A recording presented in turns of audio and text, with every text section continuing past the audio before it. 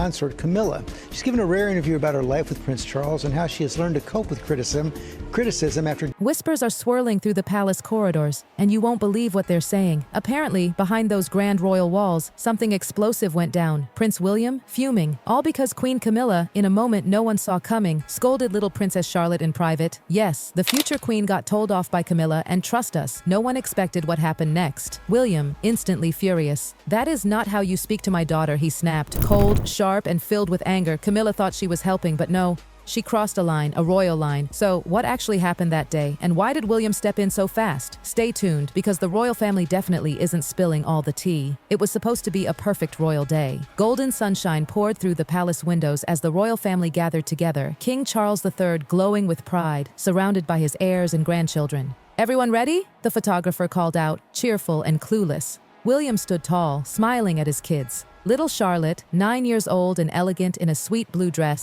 stood perfectly still. Prince George? Fidgeting next to her, of course. "George, stand still," Charlotte whispered like a little lady trying to keep things together. But oh no, George had other plans. That cheeky grin of his appeared, and bam! He reached out and pinched her on the arm. "Ow!" Charlotte gasped, spinning around. Her eyes welled up with tears. "That hurt!" The room went dead, silent. Even the photographer froze. Queen Camilla just steps away, watched it all go down, her smile gone. "Come here, dear," she said in that firm, queenly tone, reaching for Charlotte's hand. The little princess looked confused but followed. Her tiny shoes echoed on the marble floor. "You cannot behave like this during important events," Camilla told her, not yelling, but very stern. "Royal children must learn proper behavior." Charlotte's lip quivered. "But he pinched me first." "That doesn't matter," Camilla cut her off softly but firmly. "You are a princess. You must act with grace even when others don't." Charlotte just nodded, eyes wide, silent. But someone saw it all. A royal aide arranging flowers nearby? Yep, she witnessed the whole awkward scene, and she wasn't about to let it slide. She rushed straight to Prince William, who was mid-chat with guests. "Your Highness," she whispered, "I think you should know what just happened."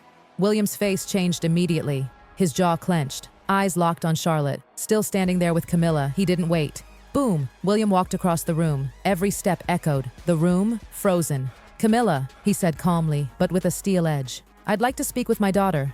Camilla blinked. "William, I know exactly what you were doing." He cut her off, placing a protective hand on Charlotte's shoulder. "But she's my child to guide." Charlotte looked up at her father, relief all over her face. "Daddy..." "It's all right, sweetheart," William whispered as he knelt down. "You did nothing wrong by being upset when someone hurt you." Catherine was already on the move. She joined them fast, pulling Charlotte into her arms. "Are you okay, my love?" she asked gently, smoothing her daughter's hair. Charlotte nodded, cuddling into her mother. "George pinched me, and then I got in trouble for crying." "You should never get in trouble for having feelings," William said clearly, his voice echoing across the room. "King Charles?" He cleared his throat awkwardly. The photographer shuffled. Camilla's cheeks? Bright red. "I was only trying to help," she offered quietly. "Help?" William stood tall. "By telling a hurt child that her feelings don't matter?" The air was heavy. Everyone felt it. Even George had stopped moving. He crept over, staying close. "I think we're done here today," William announced, breaking the tension. "Children, say goodbye to grandfather." As they prepared to leave, Charlotte tugged her dad's jacket. "Daddy, did I do something bad?" William dropped to her level, gently cupping her face. "No, princess. You did exactly what you should do. You told the truth about how you felt, even to grown-ups, especially to grown-ups." He smiled at her. As the family walked out of the room, Catherine gave William's hand a soft squeeze. "Thank you," she whispered. "Always," he replied. "No one disciplines our children but us." That moment, it said everything. William standing up to Camilla didn't come out of nowhere. Oh no, it was just the latest spark in a fire that's been simmering for decades. And now, we're about to dive into the origin of that royal rift. The year was 1971. A year that should have been just another chapter in royal history, but instead, it became the beginning of a complicated, twisted love triangle that would haunt the monarchy for decades. In a warm London drawing room, Charles met her, Camilla Shand, a woman who wasn't a princess or noble-born. But my God, her laugh, her sparkle, her confidence, it drew him in instantly. "How lovely to finally meet you properly," Camilla said, her eyes locking with his. Charles, clearly smitten, replied, "The pleasure is entirely mine." From that very moment, there was chemistry. Lucia Santa Cruz, their mutual friend, could see it. Sparks, obsession, a royal connection no one expected. They were inseparable. Laughing at polo matches in Windsor, dancing the night away at Annabelle's in Berkeley Square, whispering sweet nothings in Hyde Park. "You make me feel like myself," Charles confessed under the starlight. "And you make me feel like a princess," Camilla replied, not knowing how tragically close to truth that would one day become. But real-life fairy tales? They don't always play nice. In 1973, fate and duty stepped in. Charles was sent away by the Navy. Camilla waited, for a while, but then she married Andrew Parker Bowles. And Charles' heart shattered. Still, the world turned. By 1981, Charles walked down the aisle with Diana Spencer. The wedding of the century, the perfect bride, the perfect spectacle. But behind the cameras, his heart still beat for Camilla. When asked if he loved Diana, Charles gave the now infamous answer, "Whatever love means." That sentence would echo across decades of royal pain, because by 1986, when Charles and Diana's marriage began to crumble, Charles and Camilla's affair quietly resumed. Yes, in secret, hidden in shadows, but real, and burning as passionately as ever. "I never stopped loving you," Charles told Camilla in one of their hidden meetups. "Nor I, you," she whispered back. But this is so complicated. Complicated is an understatement, because Diana, young, intuitive, and desperately lonely, knew. "There were 3 of us in this marriage," she famously said years later, "so it was a bit crowded." The truth couldn't stay buried forever. In 1992, the world exploded. Diana's secret tapes, Camilla's name, scandal, betrayal, and then came Tampongate. Yes, that phone call. That 1993 very intimate recorded conversation between Charles and Camilla was leaked, and Britain's reaction? Nuclear. Camilla went from royal side piece to the most hated woman in the kingdom. Headlines called her a homewrecker, a destroyer of princess dreams. But Charles refused to walk away from her. In 1994, he publicly defended their relationship. Calm, poised, but unapologetic. By 1996, the divorce between Charles and Diana was official. And then, tragedy. Diana, gone. A car crash in Paris. 2 boys left behind. And a pain that would never fade. For Prince William and Prince Harry, Camilla became the silent villain behind their mother's sadness, the one who took what should have been their parents' love story. In 1998, Charles decided it was time. His sons had to meet Camilla properly. 16-year-old William walked into Highgrove House, his jaw clenched, his shoulders rigid. He wasn't going in with a smile. "Hello, William," Camilla said gently, hands trembling. "Hello," he replied coolly. No warmth, no friendliness, just formality. He was polite, but distant. Cordial, but cold. After he left, Camilla crumpled into a chair. "I need a gin and tonic," she confessed to Charles. "That was the most terrifying moment of my life." Charles tried to reassure her. "He'll come around." But even he wasn't so sure. Years passed. In 2005, Charles and Camilla quietly married. The boys attended. Their smiles? Polite, but forced. Harry especially struggled. "She's not our mother," he told William. "She never will be." William agreed, but he buried it. He learned to smile, to pose, to play the royal game. But those closest to him knew there was always a distance, a line he never let Camilla cross. "She's still manipulating the media," William once confided to a close aide, "still trying to look like the innocent one." And when Charles became king,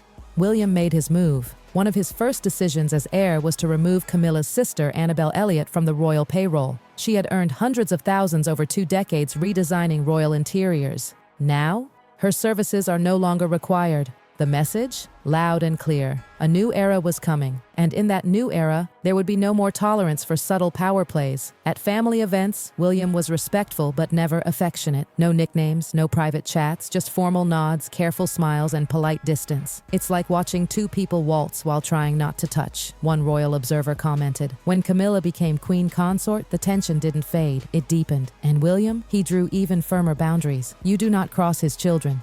You do not interfere with his family." So when Camilla scolded Princess Charlotte, it wasn't just a bad call. It was a violation. It touched every wound William still carried from decades ago, and he wasn't going to let it slide. Windsor Castle. Morning sunlight spilled into the centuries-old room like liquid gold. Queen Camilla stood by the window, adjusting her pearl necklace, trying desperately to hide the nerves churning inside her. 27 years had passed since that first tense meeting with Prince William, and still she felt it. The gap. The cold. "Your Majesty, the Prince of Wales has arrived," her lady-in-waiting whispered. Camilla inhaled deeply. "Thank you. Show him in." William entered calmly, his usual composed self, but there was something different today. His eyes looked tired, maybe even a little softer. "Good morning, Camilla," he said. Silence. Queen Elizabeth blinked. Charles shifted uncomfortably, but Catherine didn't flinch. With respect, Your Majesty, she added. My children's needs come before royal expectations. Always. That wasn't defiance. That was a quiet revolution, because when George was born, Catherine made a choice. She wouldn't hand him over to nannies and tradition. I want to do this myself, she told William. Feed him, rock him, comfort him. Be there. William, still healing from a childhood shaped by schedules and staff, looked at his wife with awe. Are you sure? He asked. Yes, she replied. This little boy needs a mum, not a manager. When Charlotte was born, Catherine doubled down. I'm taking full maternity leave, she told shocked palace aides. But Your Royal Highness, there are commitments. My commitment is to my daughter right now, Catherine replied. She'll only be this little once. And by the time Louis arrived, Catherine had fully established her no-shouting parenting style, calm, compassionate, present.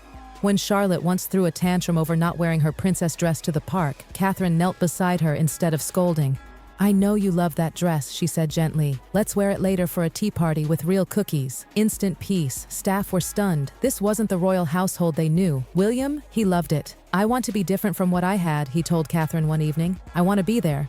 And he was. School drop-offs, bedtime stories, giggles in the garden. Charlotte once said, Daddy does the dragon voices better than anyone. But the most powerful moment of all came during Catherine's own cancer battle. I need to step back from royal duties, she told William, her voice calm despite the storm. Of course, he said instantly. Nothing else matters. They told the children the truth, but gently. Charlotte asked, Are you very sick, Mommy? I'm getting medicine to help me feel better, Catherine answered. Sometimes it makes me tired, but the doctors are taking care of me. Can we take care of you too? Charlotte asked. You already do, Catherine whispered, hugging them all. Your hugs are the best medicine. Through it all, the love in that house never cracked. It held them together. That's why Charlotte is the way she is. Strong, loving, protective. Because she was raised in a home where emotions weren't silenced, where kindness mattered more than appearances. So when Queen Camilla scolded her, that wasn't just an awkward moment. It shattered years of carefully built trust. William's response wasn't about pride. It was about everything he and Catherine have fought to protect. Their children's peace, their daughter's dignity. That's why the palace still feels a chill today. Because in royal life, there are rules, silent ones, powerful ones. And the biggest, you don't cross the heir's children, ever. Camilla forgot that. And now things will never be the same. William and Catherine aren't raising royal puppets. They're raising future leaders with hearts. And Charlotte? She's not just a princess. She's the future of a different kind of monarchy. So keep watching. Because what comes next may not be what the crown expects.